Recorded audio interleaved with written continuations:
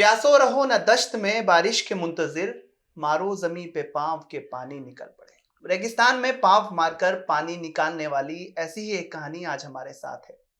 आपको आज रूबरू कराएंगे एक ऐसी शख्सियत से जिन्होंने अपने जिंदगी का सफर बहुत मुश्किलों के साथ शुरू किया था एक डाई मेकर के तौर पर, और आज एक 200 करोड़ की कंपनी के मालिक हैं। हमारे साथ आज यंग आइकन में मौजूद हैं नईम अहमद साहब। नईम साहब, आपका इस्तकबाल है हमारे शुक्रिया बहुत बहुत।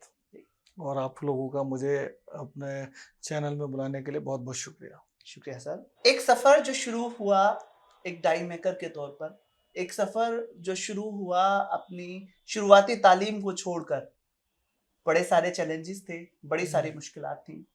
200 करोड़ की एसेट वाली कंपनी तक पहुंच चुका और टारगेट है 500 करोड़, जिसे बहुत जल्द आप हासिल करने की फिराक और कोशिशों में है। क्या कहेंगे? इस सफ़र की शुरुआत असल में मेरे वालिद साहब ने करी थी जी। और वो आए थे अमरोहा से। अमरोहा यूपी में एक जगह का नाम है, तो वहाँ से वो छोड़कर अपना घर छोड़कर और दिल्ली में आए। और दिल्ली में आने के बाद उन्होंने यहाँ पर नौकरी की तलाश में आए। हालांकि घर के हालात अच्छे थे, ऐसा नहीं था कि नौकरी की ज़रूरत है, लेकिन उनको कुछ नया करना था, कुछ बड़ा करना था। वो ख्वाब लेकर आए थे दिल्ली में कि यहाँ अगर कुछ नया करेंगे। तो यहाँ आने के बाद उनको बहुत परेशानियों का सामना करना पड़ा। वो फुटपाथ पर भी सोए। उन्होंने कंपनी बाग में, दिल्ली में कंपनी बाग में वहाँ कई रातें गुजारी, जिसमें रात में उनको बीच बीच में पुलिस वाले परेशान करते थे, उठ के भी भागना पड़ता था। तो कई साल तक उन्होंने परेशानी भी उठाई। फिर उसके बाद नौकरी मिली। उसके कुछ टाइम के बाद उन्होंने अपना छोटा सा एक खैरात मशीन का एक कारखाना लिया किराए पे। वहाँ से काम शुरू किया। फिर शादी हुई उनकी। शादी के बाद हम दुनिया में आए। फिर धीरे धीरे करके इस तरीके से हुआ। जब शादी होने के बाद हमारी वालदा ने भी बहुत ज़्यादा उनके साथ कंधे से कंधा मिलाकर मेहनत करी। बल्कि यूँ कहिए कि एक औरत ने मर्द से ज़्यादा मेहनत करी है। और उनकी मेहनत का ही, और उन दोनों की मेहनत का आज नतीजा ये है कि हम सब लोग यहाँ तक पहुँचे हैं। इस तरक्की में, इस कामयाबी में उनकी दुआओं का और उनकी मेहनत, बल्कि ये कहिए कि खून पसीने की मेहनत उनकी थी। बिल्कुल, ये कहा भी जाता है और ये बिल्कुल साबित भी है कि हर जो है मर्द की कामयाबी में कहीं ना कहीं एक औरत का छिपा हुआ हाथ होता है। ये कहावत जितनी मजबूती से कही जाती है उतनी ही कामयाब साबित होती भी है और दिखती भी है। हमारी जिंदगी में तो ये साबित हुई है। जी। डाई मेकर के तौर पर आपके वालिद साहब पहले नौकरी करते थे, फिर एक छोटा सा काम उन्होंने अपना शुरू किया। वहीं से आपने अपना इफ्तिताई जो है काम की शुरुआत आपकी वहाँ से हुई। आपको तालीम भी अपनी छोड़नी पड़ी, तो बहुत सारे दूसरे चैलेंजेस रहे होंगे जो उस दौरान आपके सामने आए। वालिद साहब ने जब काम शुरू किया तो कामयाबी उसमें उतनी मिली नहीं। कभी कभी ये हालात ये थे कि एक वक्त खाने के लिए है और दूसरे वक्त के लिए सोचना पड़ता था कि खाना नसीब होगा भी या नहीं होगा। खैर बहरहाल अल्लाह ने बहुत साथ दिया, मेहनत करी, मेहनत रंग लाई। लेकिन वो उस रंग तक नहीं पहुंच पाए, मेहनत वो रंग नहीं ला पाई कि हालात सुधर पाए। बस सिर्फ कमा रहे थे और खा रहे थे। तो धीरे धीरे हम लोग बड़े हुए। सबसे पहले मैं बड़ा, पूरे फैमिली में हम 6 भाई बहन हैं। 4 भाई हैं और 2 बहनें हैं। सबसे बड़ा मैं हूँ। तो जब जो बड़ा होता है तो उसको अपने हालात और जल्दी नज़दीकी से देखने शुरू हो जाते हैं। तो मैं अपने वालिद, मैं पढ़ाई करता था। तो पढ़ते टाइम 9th क्लास के बाद 10th में जब मेरा दाखिला हुआ तो मुझे अपना फ्यूचर आगे कुछ समझ नहीं आ रहा था कि पढ़ाई तो ये करवा नहीं पाएंगे मुझे मेरे घर वाले, क्योंकि हालात ऐसे हैं कि हायर एजुकेशन हम लोग अफोर्ड नहीं कर पाएंगे। और अगर मैंने बीच में पढ़ाई अगर छोड़ दी, 12th क्लास किया, तो फिर शायद ऐसा ना हो जाए कि मैं कुछ मेहनत का काम करने में मुझे शर्म या झिझक महसूस हो। तो इससे बेहतर यह है, तो मैंने वालिद साहब से कहा कि मैं पढ़ाई छोड़ रहा हूँ आपकी। और 2 महीने मैं 10th क्लास में गया, उसके बाद मैंने पढ़ाई छोड़ दी। और इस पर बहुत नाराज़ भी हुए। वो बोले कि अनपढ़ इंसान की ज़िंदगी ऐसे है जैसे एक जानवर की ज़िंदगी होती है। मैंने बोला कोई बात नहीं, वो बाद में देखी जाएगी। मैं अब आपके साथ काम करूँगा, मैं भी आपके साथ काम में लगूंगा। तो मैं काम में लगा उनके साथ। मैंने भी डाई बनाने का काम सीखा, क्योंकि जब आप बहुत ज़्यादा हालात अच्छे नहीं होते और ज़्यादा शुरुआत होती है तो आपके सपने भी बहुत ज़्यादा बड़े नहीं होते। तो हमारे उस टाइम सिर्फ सोच ये थी कि अपने घर वालों के लिए और अपने लिए एक अच्छी गुजर बसर वाली ज़िंदगी हो, कि 2 वक्त की अच्छी रोटी नसीब, 2 वक्त की रोटी मिलती रहे और अच्छे कपड़े पहन लें और अपने जो ज़रूरत के चीज़ें हैं वो शौक़ पूरे हो जाए। उससे ज़्यादा का कभी ख्वाब नहीं आया, मतलब ख्वाब में भी नहीं थे, तसव्वुर भी नहीं किया था हमने। फिर उसके बाद हमने काम के डाई मेकर का काम शुरू किया। डाई का काम करते करते हमने इसमें अपनी ही लाइन का ये जॉब वर्क स्टार्ट किया हमने, बाथ फिटिंग्स का। लोगों के लिए जॉब किया करते थे, जॉब वर्क करते थे, उनके यहाँ से रॉ मटेरियल लाए, उसको ढलाई करते थे और उस ढलाई करने के बाद उसको हम लोग खैरात पे बनाते थे और वो उन लोगों को पहुंचाते थे। स्कूटर पे रोजाना रख के सुबह शाम हमारा आना जाना ये रहता था, ये सिलसिला था। आपने मुझे बताया कि कैसे वालिद ने अपनी जो है जिंदगी की शुरुआत फुटपाथ पर, जैसे घर से आए और अपनी उस जिद में आए कि दिल्ली आएंगे और कुछ नए काम का आगाज करेंगे, कुछ ऐसा करेंगे जो अपने बूते पर हो। उसके दौरान कुछ मुश्किलात के पल जो है वो सड़कों पर बिताए, फुटपाथ पर सोना पड़ा। वो क्या कहानी है, थोड़ा सा हमारे व्यूवर्स उसको भी जानना चाहेंगे। परेशानी ये थी कि यहाँ जब वो आए, जिद में आए, तो फिर अब वो किसी के पास जाके मदद के लिए भी या किसी के साथ सहारे की भी उम्मीद नहीं रख सकते थे। तो जो भी चैलेंजेस आए, घर वालों से भी नहीं वो शिकायत का मतलब घर वालों से भी नहीं बोल पाए कि मुझे आपकी हेल्प चाहिए, मुझे कुछ मदद करो। जब आप जिद में आते हैं तो फिर वो सारे चैलेंजेस आपको अकेले ही एक्सेप्ट करने पड़ते हैं। तो वो जब दिल्ली में आए, नाते नौकरी नहीं मिली, काम नहीं मिला, तो काम करते थे तो कभी 10 रुपए 5 रुपए का काम मिला तो इतने पैसे नहीं होते थे कि किराए के लिए मकान ले पाए या कोई किराए के लिए कमरा मिल जाए, उस कमरे में रहें। तो वो रात को दिन में काम किया और रात को फुटपाथ पे या कंपनी बाग में जाकर सो जाते थे। तो ये हालात रहे उनके। अच्छा, मैं एक चीज और आपको बताऊंगा। जब शादी हुई, हमारी वालदा आई, तो वालदा ने भी इतना साथ दिया कि हमारे यहाँ भट्टी का काम होता था जिसमें पीतल की गलाई होती है, पीतल ढाली जाती है। तो वो सुबह में 5 बजे उठकर वो भट्टी को वो लगाती थी। आग से दहकती है वो भट्टी। जी, आग से दहकती थी। उस आग से दहकने की और उस आग की तपिश के बाद ही हम लोगों हम लोग निकल कर आए। ये उस आग का ही नतीजा है जो आज हम आपके सामने बैठे हैं। और ये आज 200 करोड़ की कंपनी और आने वाले टाइम में इंशाल्लाह और ज्यादा से बढ़ के जाएगी। ये सब उनकी मेहनत का नतीजा है। एक कहावत भी है कि सूरज को दुनिया को रोशन करने के लिए खुद को जलाना पड़ता है, तपाना पड़ता है। तो वो आपकी वालिदा की जो तपिश का बर्दाश्त करना था, कहीं ना कहीं उसकी वजह से आज तमाम चारों भाई रोशन है, मुस्तकबिल रोशन है। बेशक, और एक बड़ी कंपनी को आप लोग चला रहे हैं। ये उनकी ही तरबियत है और उनकी मेहनत को देखते हुए हम लोग भी आज मेहनत जो कर पा रहे हैं, उनकी देन है ये सब कुछ। ये ख्याल कैसे आया नईम साहब की डाई करते करते और कुछ प्रोडक्ट्स बनाते बनाते एक कंपनी की शुरुआत कर दी जाए और एक अपने नाम से एक प्रोडक्ट बना दिया जाए जो आज तकरीबन 2000 से ज़्यादा प्रोडक्ट के साथ मार्केट में एक बहुत ही कामयाब नाम चल रही है। शुरुआत में जब आपके हालात अच्छे नहीं होते तो आपके सपने भी छोटे होते हैं, लेकिन जैसे जैसे आप बढ़ते हैं आपके सपने बढ़ने शुरू हो जाते हैं। तो पहले डाइयों का काम सीखा था, काम इसलिए किया था कि हमारे गुजर बसर हो जाए। फिर उसके बाद थोड़े हालात सुधार हुए तो सोचा जॉब वर्क करें, इसी को बनाना शुरू करें। फिर लालच इतना बढ़ा कि दूसरों के लिए जो हम बनाकर देते हैं प्रोडक्ट या उनके लिए जो मेहनत करते हैं, क्यों ना अपना प्रोडक्ट बनाया जाए। तो हमने प्रोडक्ट बनाया, हमने टैप्स बनानी जो शुरू करी, वो दूसरे लोगों के नाम से बनाते थे, उसके ऊपर लेबल किसी और के नाम का लगता था। टैप्स हम उनकी बना के देते थे, लेबल किसी और के नाम का होता था।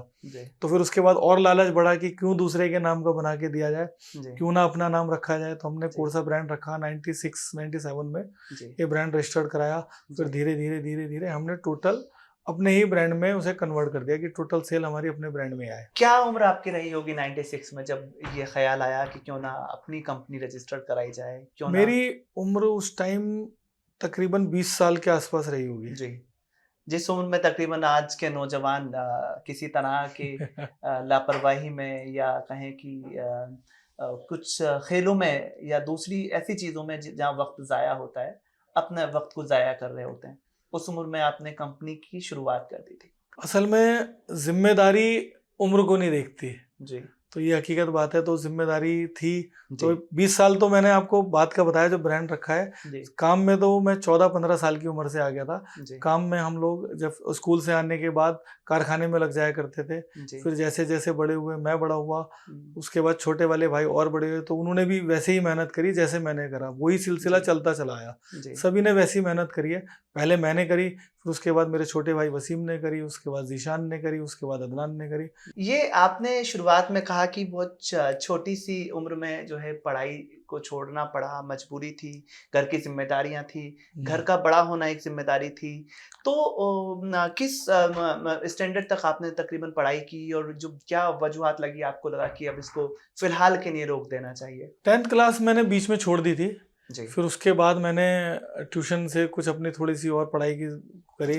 फिर मैंने अभी पिछले 1 साल पहले ही मैंने 12th का मैंने पढ़ाई मुकम्मल करी है, जो मैंने कॉरेस्पॉन्डेंस से की थी, क्योंकि मुझे कहीं ना कहीं लगता था कि एक डिग्री होनी भी और एजुकेशन होना ज़रूरी है। और आगे भी मैं अब BBA की और MBA की तैयारी कर रहा हूँ मैं उसकी भी, कि मैं आगे और एजुकेशन लूँ। वो हालात भी बहुत मुश्किल रहे होंगे जब ये टफ डिसीजन लेना पड़ा होगा कि अब इस ज़रूरी ज़िंदगी के ज़रूरी हिस्से को बीच में रोक देना चाहिए। जी हाँ, डिसीजन बहुत टफ था। जी। असल में उम्र कम थी तो लगता था घर वालों को भी सबको कि इसको तजर्बा कम है और इसका फैसला गलत है, लेकिन मुझे लगता था कि शायद मेरा फैसला सही है। तो आज सब लोगों को फैसला सही नजर आता है, क्योंकि कामयाबी हो गई। अगर कामयाबी नहीं होती तो वो फैसला शायद मुझे भी गलत लगता। कामयाबी अपने पीछे कई सारी चीज़ों को जो है छिपा भी देती है, कई सारे गलत फैसलों को या सही फैसलों कहें उनको जो है वो ज़ाहिर दबा देती है, छिपा देती है। नईम साहब, बड़े सारे चैलेंजेस रहे होंगे इस पूरे सफ़र में, बड़ी सारी मुश्किलात आई होंगी। कई बार ऐसा भी लगा होगा कि चलो इसको रोक देते हैं, कुछ और करते हैं, या शायद ये मुश्किल है, या उस मंजिल पर पहुंच पाना जिसका ख्वाब देखा है बहुत मुश्किल लग रहा है। क्या इस तरह के मामलात भी ज़रूर आए होंगे? तब कहाँ से वो एनर्जी आती थी कि नहीं, चलना है और इसको हासिल करना है? जी बिल्कुल, आपने सही फरमाया, और आज आपने बल्कि मेरी पुरानी कुछ यादें ताज़ा कर दी जो मैं भूला बैठा था। जी।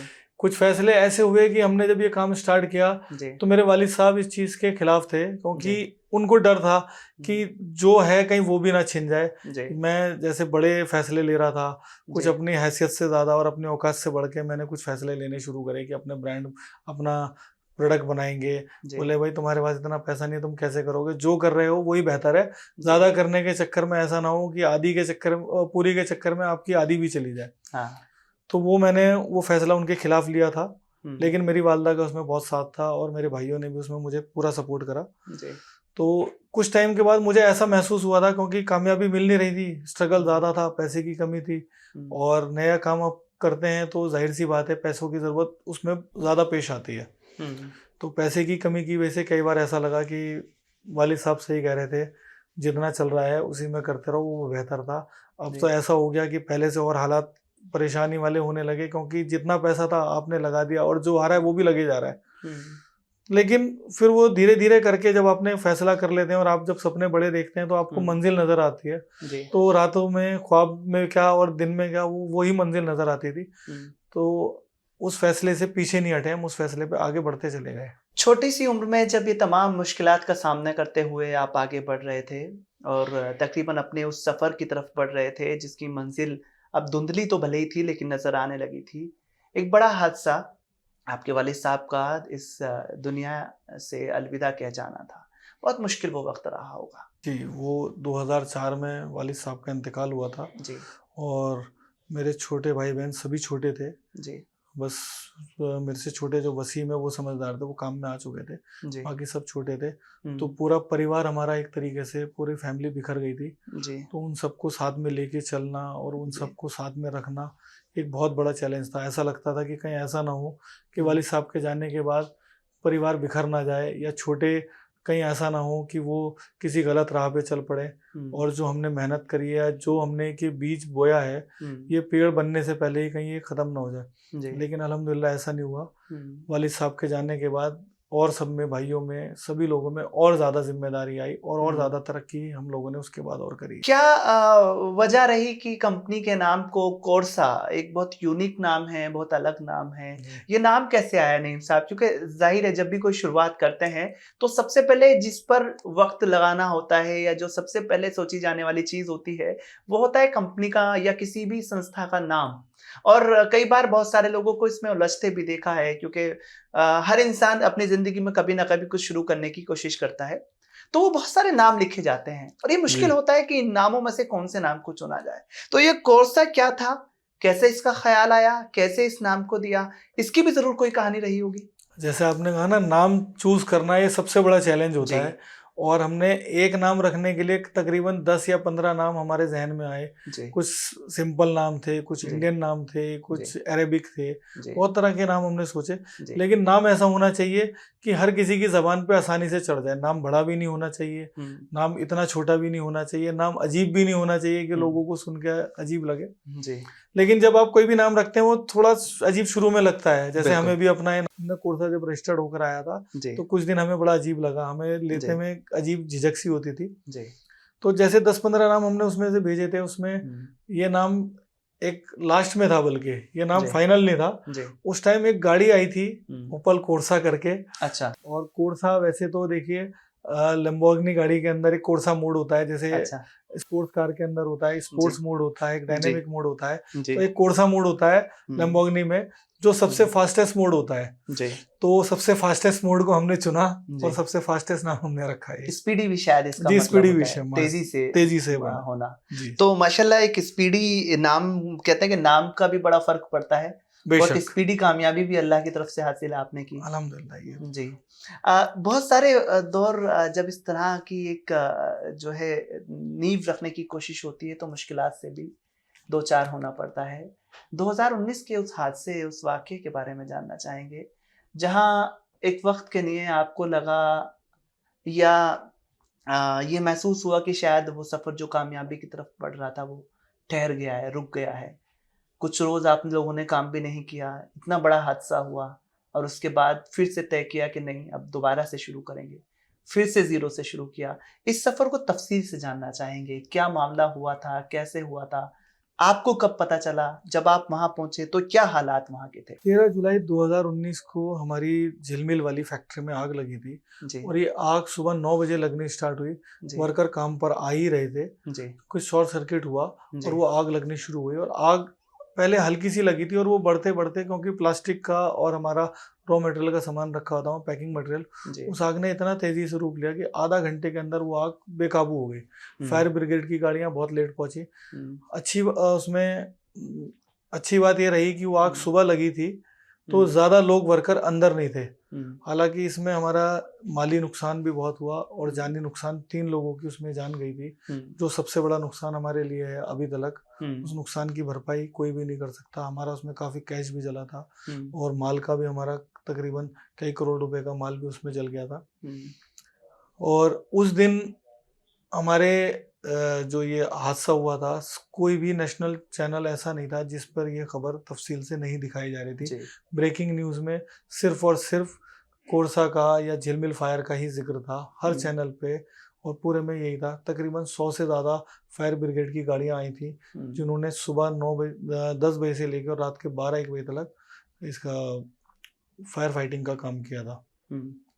आग लगी सुबह 9 बजे और उसके बाद आग ऐसी बढ़ती चली गई कि वो बेकाबू हो गई। हमारे ऑफिस के अंदर हमारा कुछ कैश रखा था वो जल गया, हमारा जो माल था वो सारा जल गया और 3 लोग उसमें धुएं में घुटन की वजह से मरे थे। जलने से कोई नहीं हुआ था, लेकिन आग धुआं के घुटने से दम घुटने से उन लोगों की मौत हुई जी। और मैं उस टाइम, उस दिन 9 बजे का था, मैं कहीं बाहर से रात को लेट नाइट आया था, 2 या 3 बजे मैं कहीं टूर पे था। तो उसके बाद मुझे 9 बजे सवा 9 बजे खबर लगी, तो मैं जिस जैसे हालत में था मैं वैसे ही भागा चला आया, मैं और भाई। तो वहाँ जाके देखा तो आग बहुत बढ़ चुकी थी उस आधा घंटे के अंदर जी।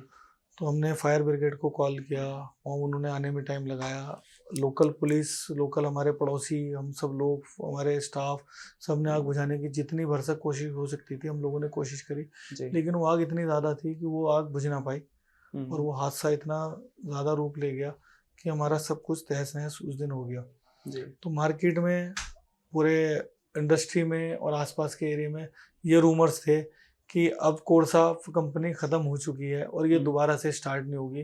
कॉम्पिटिटर ने हमारे इसका फ़ायदा भी उठाया, हमारे डीलर्स के, हमारे लोगों के पास उन्होंने रब्ता किया कि भाई अब कंपनी ख़त्म हो गई, अब आप हमें मौका दीजिए, अब आप हमारा प्रोडक्ट बेचना शुरू कीजिए, हमारा माल बेचिए। तो हम लोग भी अंदर से टूट चुके थे।